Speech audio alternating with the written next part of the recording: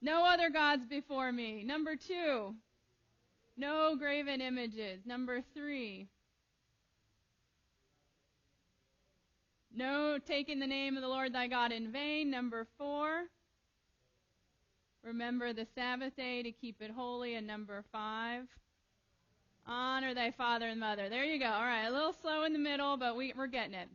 Next week I'll have a treat for you to help you remember. But that was good. That was good. So we have arrived now at number 6. So we're halfway done.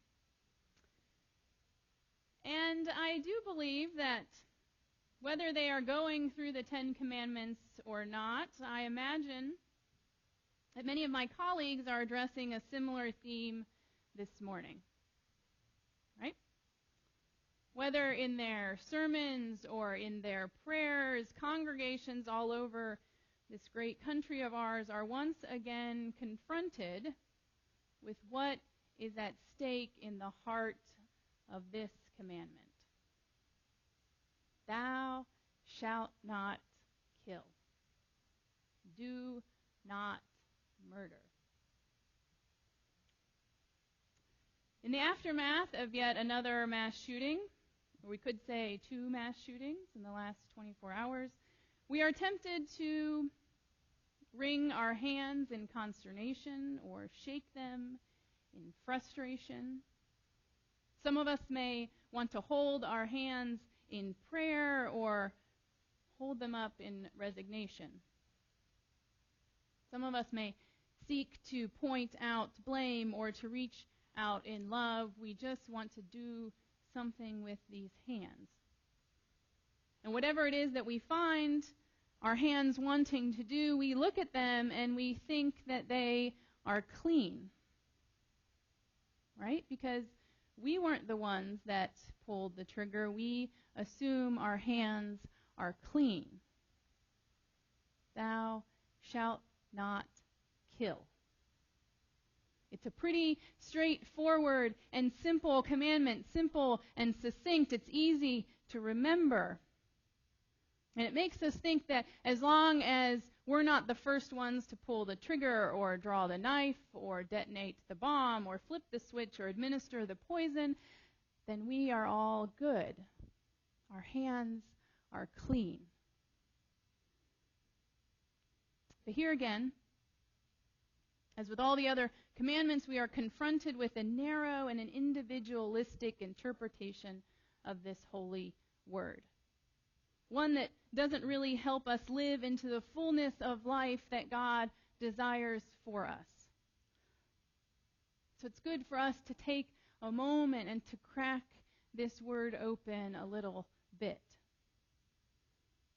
It's good to take a step back and to remember the context of these words. Remember the setting for God's pronouncement of these words.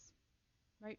Remember how God was speaking to the entire community at this point. In the book of Exodus, they had just been delivered from Egypt, and they were gathered in one place. Everyone together was gathered to hear what God had to say to them. So this word, like all the others that we have looked at, was for everybody, not just the handful of would-be murderers among them. This word was given to the community as a whole.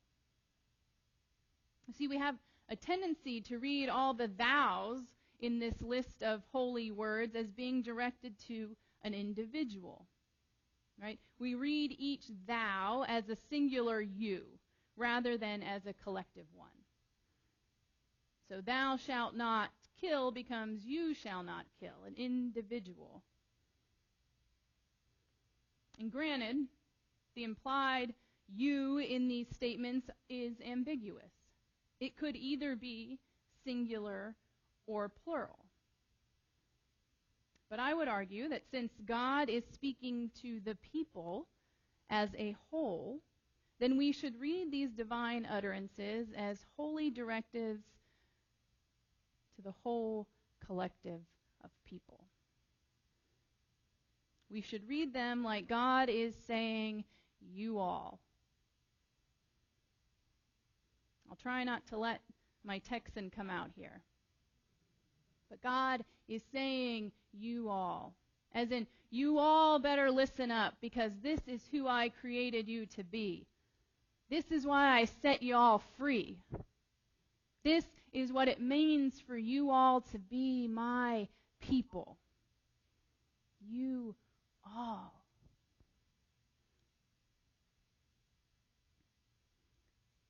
Since the last time we gathered to worship here, there have been 8 shootings that fit the Mass Shooter Tracker Project's definition of mass shooting.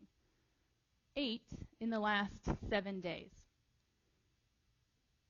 I had to change that number when I got up this morning, and I saw what had happened in Dayton, less than 24 hours after what happened in El Paso. 8 since the last time we have gathered to worship. Since the last time we gathered to celebrate communion, there have been 40 mass shootings with over 70 lives cut short and hundreds of others injured and traumatized. I don't know about you, but my heart is sick. Sick. That every thread of our shared social life together has been stained and torn apart by violence. From concerts to movies, from shopping malls to nightclubs, when even our schools and our sanctuaries are no longer safe, we have to confess that we have a major problem on our hands. Collectively, we have failed to uphold this commandment. You all shall not kill.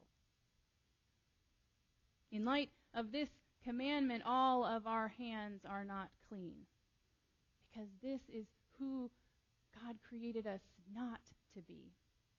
This is not who we are. Vengeance may belong to God, but prevention is the work of all of us. Because this violence isn't an individual problem. It's a collective issue. You all, us all, shall not kill. When we all, as a society, have allowed the conditions for violence to flourish, then we all as a whole are responsible for changing those conditions.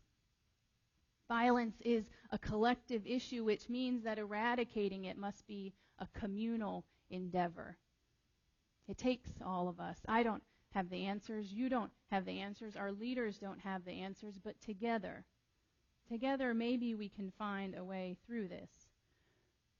And it begins by admitting our own culpability and recognizing our own capacity to both cause violence but also to bring about change to these conditions. We all have a role to play. It's a collective you. It begins by refusing to believe that there is nothing that we can do and instead start taking seriously this word that God has given us. You shall not kill.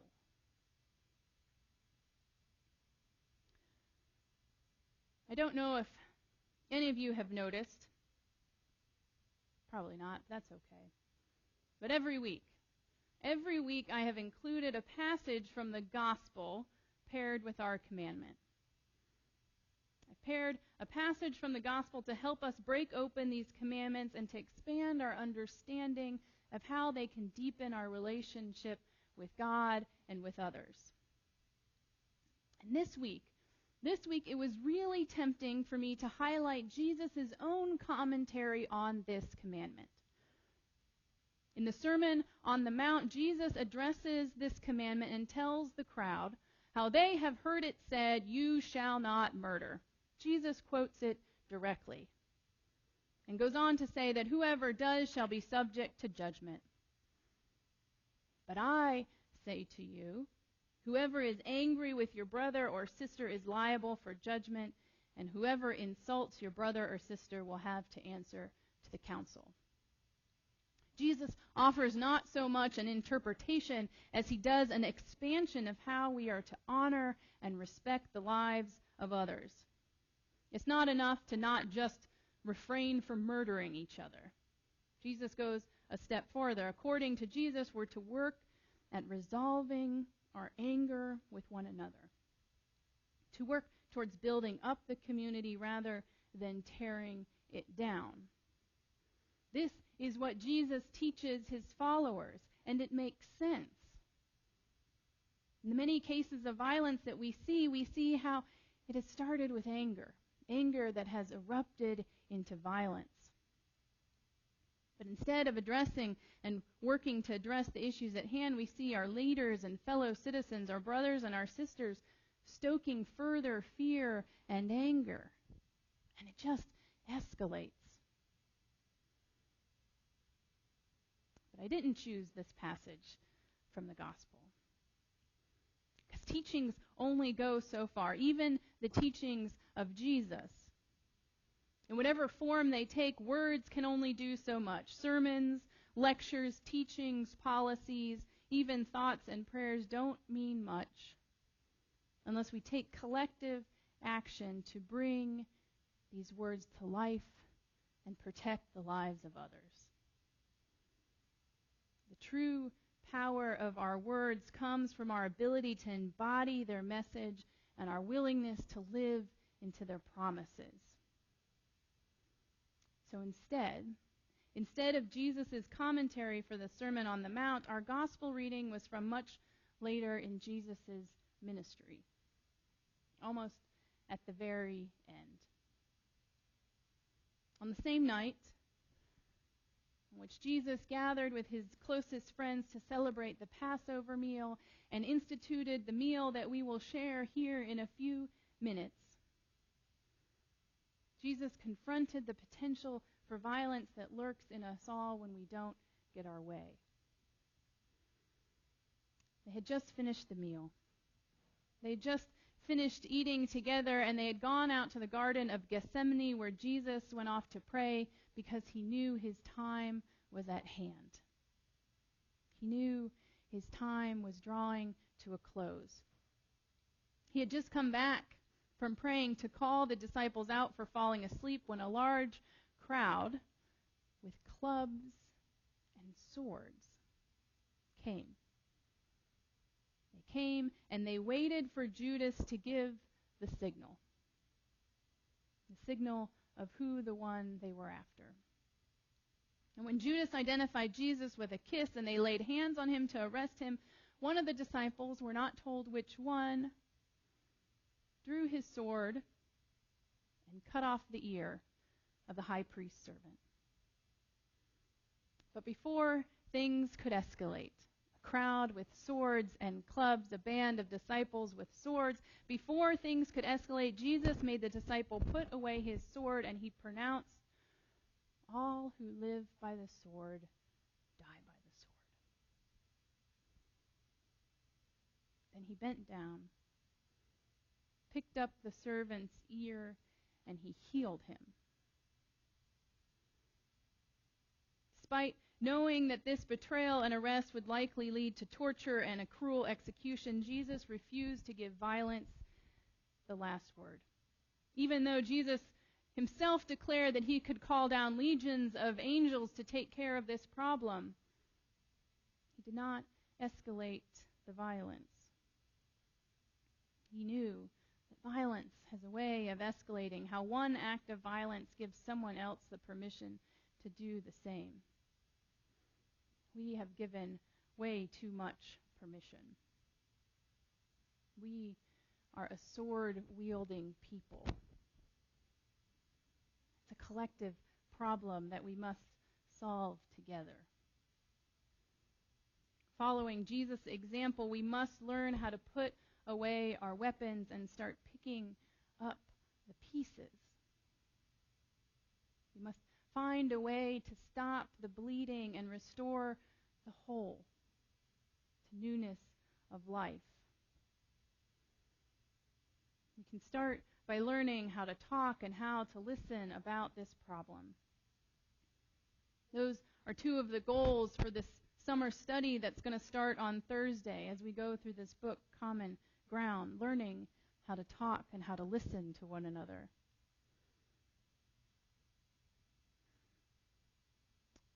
Beloved of God, to be honest with you, this is not the message.